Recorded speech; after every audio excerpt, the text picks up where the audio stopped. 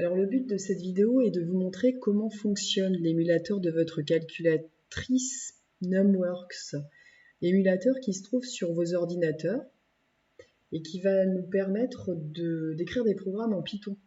Alors ici, vous avez un programme qui a déjà été tapé par moi et je vais vous montrer comment je l'ai tapé à partir de l'émulateur. Il n'a absolument rien à voir avec l'exercice qui est au-dessus parce que justement, il va être à modifier par rapport à l'exercice. Et donc, voici l'émulateur que vous devriez avoir vous quand vous l'ouvrez. Alors quand on utilise Numworks pour la première fois, ça ressemble un petit peu à Casio dans son entrée. C'est différent des TI. Vous avez un mode calcul où là vous allez pouvoir faire les calculs usuels. Vous avez un mode fonction. Et je vous ferai des tutos aussi pour vous montrer comment ça fonctionne. Vous avez un mode Python, un mode statistique qu'on pourrait utiliser cette année, un mode équation qui va vous servir si vous voulez à résoudre des équations ou plutôt à vérifier les solutions de vos équations. Et puis d'autres modes qui seront utilisés peut-être par vous en première ou en terminale si vous continuez les maths. Donc nous, on va utiliser Python. Alors des programmes sont déjà écrits sur la calculatrice en Python. Vous avez notamment un joli programme Mandelbrot qui vous permet d'obtenir des images. Et nous, pour l'instant, on n'exécute aucun de ces programmes. Ce qu'on va aller faire, c'est en écrire un. Donc, pour en écrire un, je vais faire ajouter un script. Pour cela, j'appuie sur exécuter. Et je vais donner un nom à mon script. Alors, vous avez un petit peu comme sur les autres calculatrices, la possibilité d'écrire des lettres, comme sur votre téléphone, donc un clavier alphanumérique.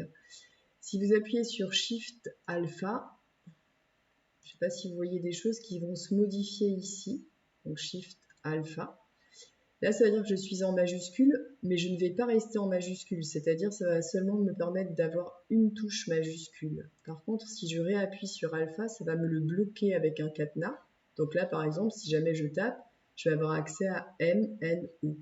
En revanche, moi, j'ai pas envie de taper en majuscule, je vais taper en minuscule, et pour cela, j'appuie sur Shift, et mon alpha s'est transformé en minuscule. Et maintenant, ce que je vais aller écrire, c'est le nom de mon programme, je veux qu'il s'appelle fonction. Donc F. Et là, je vous laisse aussi le faire, puisque vous avez besoin d'apprendre à manipuler cette calculatrice.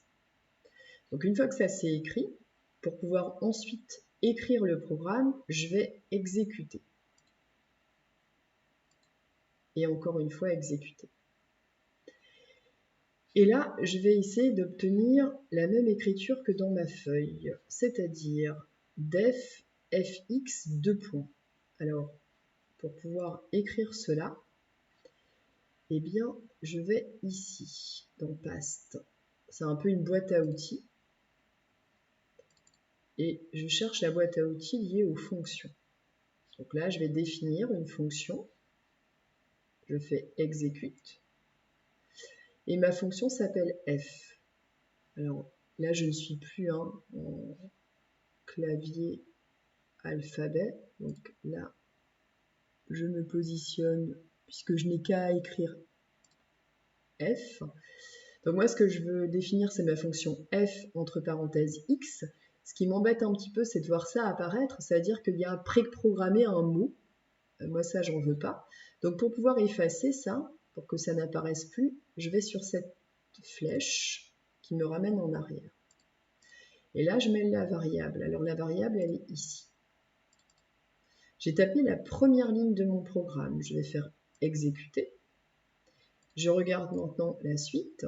Je vois que je dois écrire y égale 2 fois x.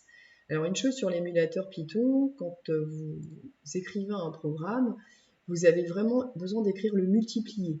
2x, ça ne va pas fonctionner. Donc là, je vais faire y.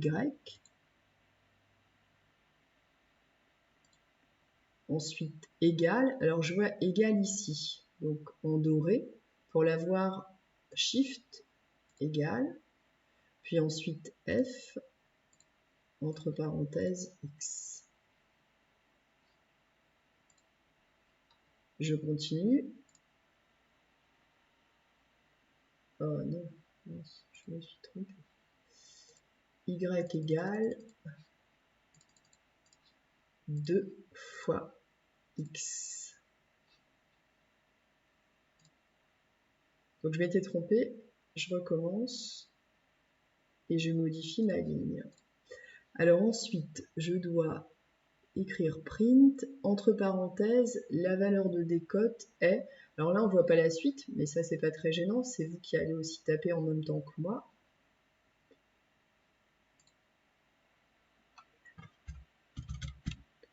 On peut utiliser son clavier d'ordinateur.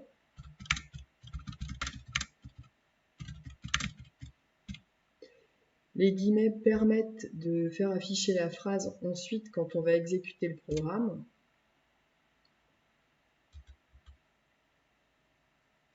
Donc là, j'ai tapé print, la valeur de décote est.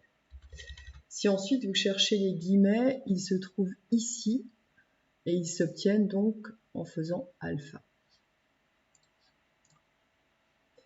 Et je vais devoir retourner la valeur de y. Donc return y. Je me positionne et j'aligne bien cela. Alors, encore une fois, je retourne en arrière pour ne pas faire apparaître ce qu'on voyait. Une autre façon d'obtenir ce que j'ai écrit, c'est d'aller dans Past, de faire Fonction et de choisir ça. Et là, mon programme est terminé. Alors, pour revenir en arrière, j'appuie ici et je vais vouloir l'exécuter. Pour l'exécuter, je vais à cet endroit et j'ouvre et je vais demander à exécuter le script. Pour exécuter le script, ça veut dire utiliser une valeur de x. Donc ici, je vais prendre 2 comme valeur de x et je vais demander l'image de 2. Donc ma fonction, elle s'appelle f, entre parenthèses 2. Donc j'attends qu'on me donne cette valeur.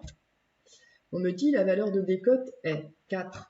Alors c'est normal qu'on m'écrive la valeur de décote est, puisque c'est la phrase que j'avais mis entre guillemets. Et 4, c'est parce que la fonction ici, ce qu'elle fait, c'est qu'elle prend la valeur de x, donc ici pour nous qui était 2, et elle la multiplie à 2, parce que la fonction qui était implémentée, c'était 2 fois x. Si maintenant je demande f de 3,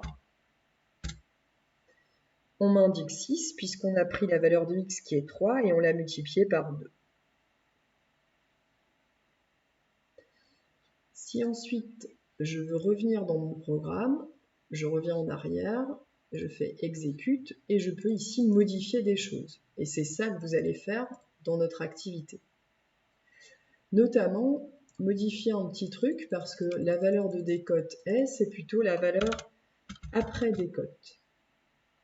Ça, on peut déjà le modifier.